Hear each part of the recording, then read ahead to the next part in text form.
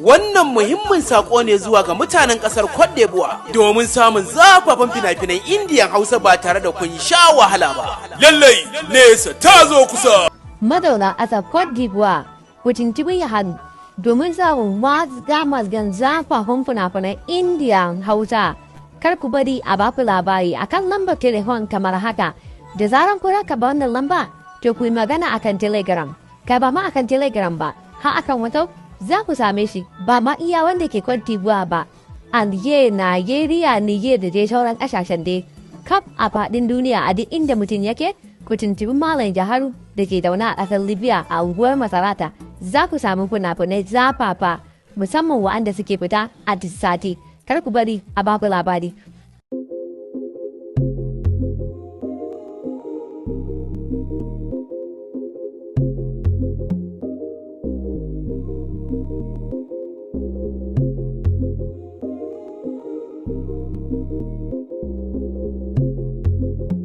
Scary.